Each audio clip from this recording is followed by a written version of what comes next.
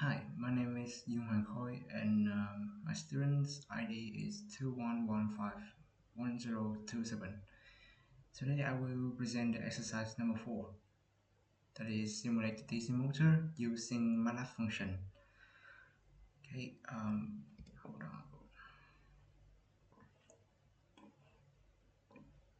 Okay, so there are two main steps that I'm gonna conduct in this exercise. The first one is find the differential equations of DC motor.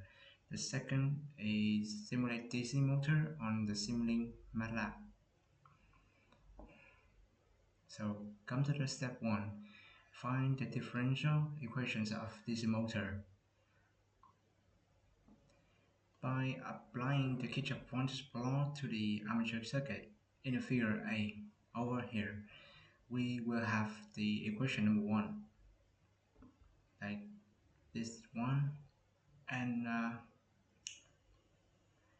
applying the Newton's second law to the figure A, we will have the equation number 2, like this, where the Tm is equal to Kt times the Ia, and Vb equal to Kb times the derivative of theta m.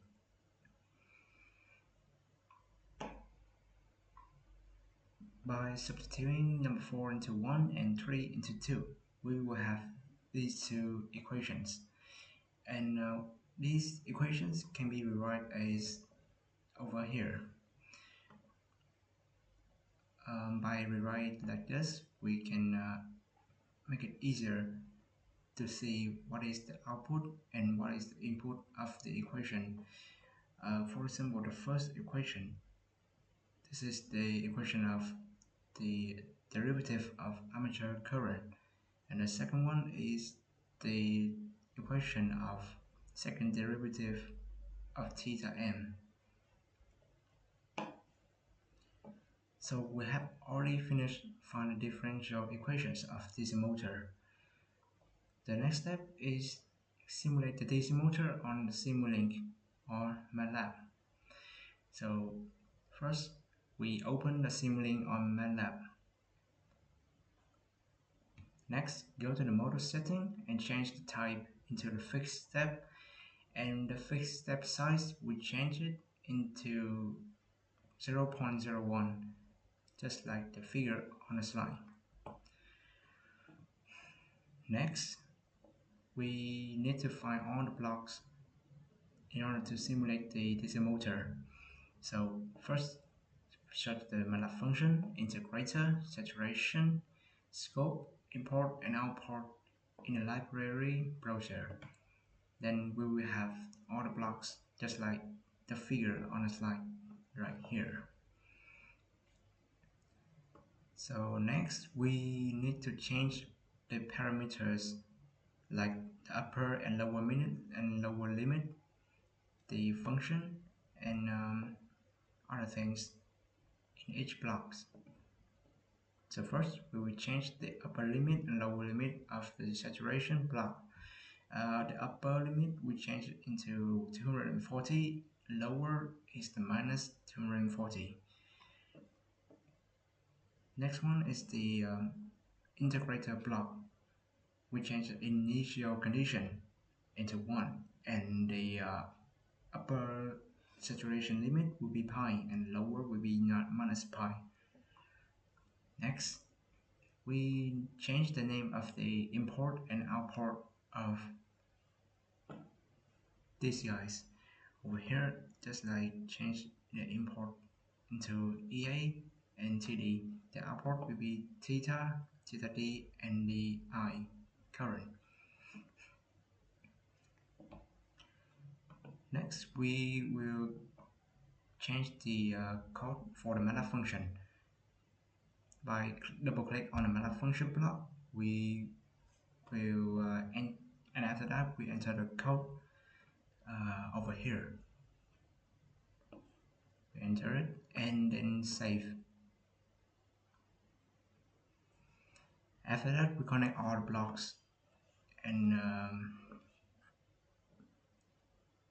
next step, we search the subsystem and check all blocks we have already done in the previous steps, and take all of them into the subsystem.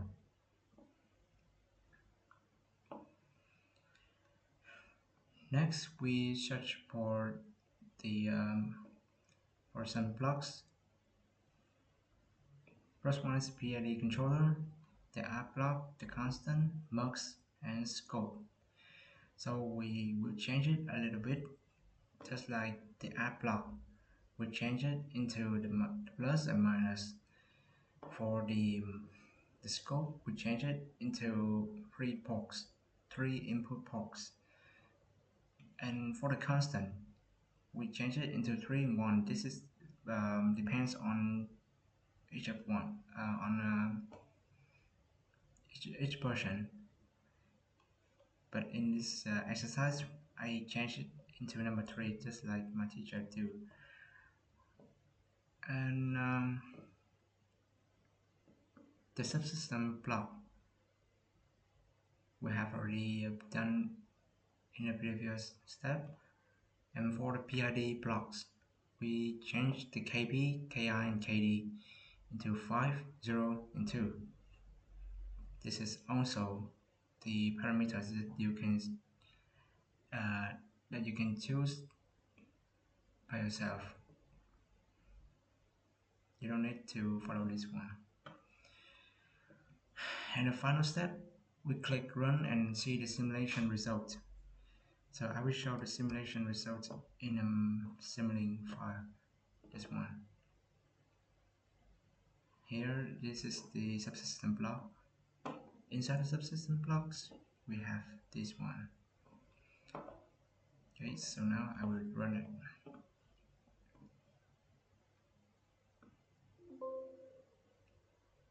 Click on the scope to see the result. And here is the result. So that's all for the simulation and the presentation. Thanks for listening.